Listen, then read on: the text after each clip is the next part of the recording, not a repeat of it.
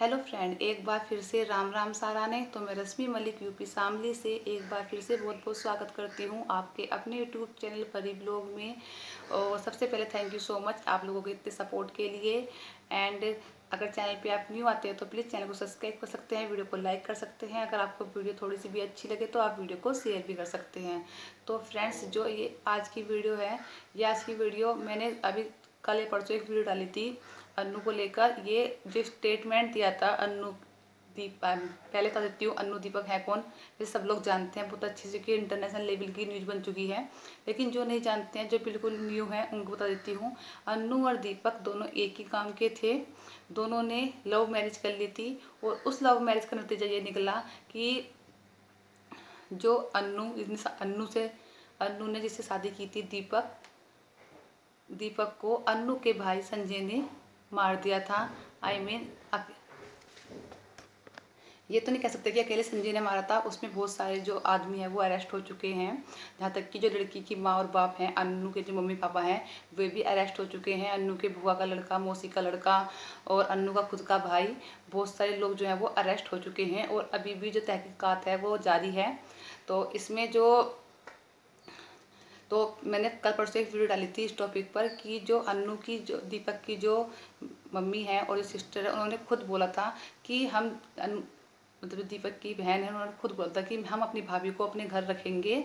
और हमारे पास तो सिर्फ दीपक की आखिरी निशानी वो ही है और हम उसको अपने घर रखेंगे। हम उसको अपनी बहू बना के रखूँगी, उन्होंने खुद बोला था ये बात। एक ये बात वीडियो डाली थी मैंने। और एक वीडियो और डाली थी कल मैंने कि जिसमें खुद दीपक की माँ ने बोला था कि अन्नू ने खुद कहा है कि उसे अपने मृतक पति दीपक की मौत के जितने भी जिम्मेदार लोग हैं सबको सज़ा दिलानी है, उसको इंसाफ चाहिए दीपक की मौत का। तो ये खुद बयान जो है वो दीपक की माँ ने बोले हैं। तो जो आज की वीडियो है, तो मैंने जब ये वीडियो डाली थी तो उसमें बहुत सारे कमेंट आए थे कि अन्नू ने सही किया, अन्नू को सज़ा दिलवानी चाहिए अपने पति के कातिलों को। और अन्नू दीपक ने कोई गलती नहीं करी थी, उन्होंने प्यार ही तो किया था, कौन सा गुनाह किया था। तो देखो भाई, प्यार से तो मुझे भी कोई प्रॉब्लम नहीं है। अगर तुम लव मैरिज कर रहे हो तो तुम्हारी मर्जी है वो, तुम लव मैरिज कर सकते हो, लव मैरिज करने में कोई प्रॉब्लम नहीं है। लेकिन लव मैरिज करने से पहले हमें ये देख लेना चाहिए कि उसमें सबसे पहले तो हम अगर किसी से लव करते भी हैं तो आजकल हर कोई फ्रेंडली है अपने पेरेंट्स के साथ, तो अपने पेरेंट्स के साथ वो बात शेयर कर देनी चाहिए। क्योंकि और रही गांव गांव की बात, देखो कानूनी हिसाब से तो कुछ भी हो सकता है, लेकिन एक सामाजिक भी होता है। गांव गांव गुआंढ के कुछ गोत्र वगैरह जो है ये ऐसे नहीं बनाए गए हैं कि कोई किसी से शादी कर लो। अगर ये कुछ बनाए गए हैं ना तो उनका भी एक नियम है, एक साइंस का वो भी है कि अगर एक ही ब्लड ग्रुप के दो आदमियों की शादी हो जाती है तो उनके जो बच्चे होते हैं ना उनमें कुछ ना कुछ कमी रह जाती है। कभी भी वो मतलब सही नहीं होते हैं बच्चे, कुछ ना कुछ उनमें कमी 100% आ जाती है। तो इसलिए एक गोत्र में कभी शादी करनी नहीं चाहिए, जो गोत्र है वो अलग अलग होना चाहिए। तो ये गोत्र इसलिए बनाए गए हैं, लेकिन शायद आज की जनरेशन को इन चीज़ों का नहीं मालूम, जो हम हमारे टाइम में हमको मालूम था। तो हमें अपने बच्चों को इस चीज़ से भी अवगत कराना चाहिए कि ना जो गोत्र है उसमें शादी नहीं हुआ करती। जो अगर मम्मी का लड़के की मम्मी का और लड़की की मम्मी का गोत्र मिलता है तो उसमें भी शादी नहीं होती है। और गांव में शादी हो ही नहीं सकती। 36 बरातियाँ रहती हैं हमारे गांव में, तो उनकी जो बेटियां हैं सब बहन बेटियां लगती हैं, सबको उसी नज़रिए से देखा जाता है, बहन की और बेटी के नज़रिए से। ऐसा नहीं होता कि हम उससे लव मैरिज कर लें। तो इस चीज़ से जिसको इफेक्ट पड़ा है ना कि अन्नू ने सही किया है, अन्नू ने गलत नहीं किया, दीपक अन्नू ने लव मैरिज किया, कुछ गलत नहीं किया, जो इस चीज़ को कह रहे हैं ना कि उन्होंने सही किया है और उसे सजा दिलवानी चाहिए, ये सिर्फ वही बंदे कह रहे हैं जो ऐसा काम खुद कर रहे हैं। ये बंदे भी ना कहीं अपने गांव की लड़कियों के साथ इनकी कहीं ना कहीं सेटिंग है, तभी इतने इनकी आग लग रही है। वरना कोई जो भी एक सामाजिक आदमी है ना, जो इज्जतदार आदमी है, उसने बिल्कुल यही बोला है कि गांव में शादी नहीं करनी चाहिए और ना ही ये कुछ अच्छा है कि गांव में शादी कर लो।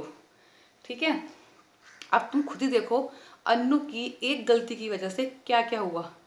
खुद का घर बर्बाद हो गया उसका, उसका पापा मम्मी भाई सब जेल में, बुआ का लड़का मौसी का लड़का सब जेल में। किस चक्कर में? सिर्फ इस लड़की की चक्कर में। ठीक है, मैंने कल भी कहा था कि मम्मी पापा जो माता पिता होते हैं ना, वो कभी अपने बच्चों में भेदभाव नहीं करते कि लड़का है या लड़की है। वो अपने पांचों बच्चों से, पांचों जितने बच्चे हों सब बच्चों से इक्वल प्यार करते हैं। ठीक है, माँ बाप पाल पोस के बच्चों को इतना बड़ा इसलिए नहीं करते कि आने वाले टाइम में तुम उन्हें ये सिखा दोगे। ये देखो उस माँ बाप पे क्या बीतती होगी जो आज तुम्हारी वजह से जेल में है। मैं ये नहीं कहती कि संजय ने दीपक को मार के सही किया, कानून अपने हाथ में नहीं लेना चाहिए, उसने सही नहीं किया।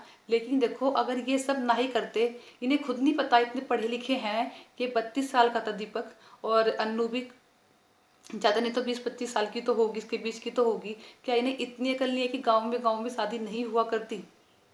आप देखो आज इस लड़की की गलती की वजह से इसके माँ बाप को, इसके पूरे परिवार को, जहाँ तक कि बुआ और मौसी के बच्चों को भी क्या क्या भुगतना पड़ रहा है। इसका तो कुछ नहीं जाने कब, ठीक है, जाएगा किसका, इसकी छोटी बहन है, उसके देखो उसके फ्यूचर का क्या होगा। भाई है, भाई जेल में, उसके फ्यूचर का क्या होगा। तो ये देखो कितने फ्यूचर खराब कर दिए। मतलब उस लड़की ने अपनी सिर्फ अपने सेल्फिश के चक्कर में, सिर्फ अपने स्वार्थ के चक्कर में कितने लोगों की जिंदगी बर्बाद कर दी है। कौन शादी करेगा उसकी छोटी बहन से, ये बताओ। मतलब पीढ़ी दर पीढ़ी के लिए ना उसने ऐसा दाग लगा दिया ना अपनी, उसके ऊपर, अपनी फैमिली के ऊपर, कि उसको कोई नहीं हटा सकता। चाहे ये मामला दब जाएगा, कुछ दिनों की बात है, सब कुछ सही हो जाएगा, लेकिन ये देखो क्या ये बात कभी छिपेगी कि उसकी लड़की उस अपने गांव के लड़के के साथ भाग गई? नहीं छुपेगी। ठीक है, तो ये कह रहे हैं ना कि सही किया है अन्नू ने और दीपक ने भी सही किया है, तो ये सही नहीं है, उन्होंने बहुत गलत किया है। लव मैरिज करना कोई बुरी बात नहीं है, लेकिन वो देख के करो, अपने पेरेंट्स को बता कर करो। जब करो तो शायद ज़्यादा बेटर रहेगा, और ऐसे करने से कुछ फ़ायदा नहीं है, सिर्फ नुकसान ही नुकसान है। खुद देख लो कितना नुकसान हो गया इन दोनों परिवारों का, कितनी तो रंजिश बन गई आपस में दोनों की, कितने लोग जेल में चले गए, कितनी और जिंदगियाँ अभी ऐसी हैं जो घूम रही हैं। देखो माँ बाप, तुम सोचो तुम्हारे पता, जो खुद माँ बाप हैं, जिनकी शादी हो चुकी है, जो खुद माँ बाप, उन्हें तो पता है कि क्या हालत हो रही है उन लोगों की, क्या उन पे बीत रही है। लेकिन जो ये लड़के हैं ना, अनमैरिड लड़कियां हैं, इनको ऐसा लग रहा है कि सब कुछ मजाक चल रहा है, कुछ नहीं है। ठीक है, उनसे पूछो देखो क्या बीतती है, जिसका एक जवान बेटा मर गया, ठीक है, उस माँ पे क्या बीत रही होगी। और उस माँ पे देखो जिसके दोनों औलाद, मतलब पूरा घर बर्बाद हो गया जिसका, उससे पूछो उस पर क्या बीत रही होगी। आप खुद सोच देखो, मतलब अन्नू की जो मम्मी है पापा हैं, उनसे पूछ देखो, उनका पूरा परिवार, मतलब कि उनका पूरा परिवार ख़त्म हो गया। आप ये देखो कुछ नहीं बचा उनके पास, बेटा बेटी, छोटी बेटी, क्या बचा, बुआ की रिश्तेदारी और मौसी के यहाँ की रिश्तेदारी सब खत्म होगी, कुछ नहीं बचा। ठीक है, सिर्फ इन छोटी सी गलती की जैसे नासमझी की वजह से। तो ऐसी नासमझी ना करो।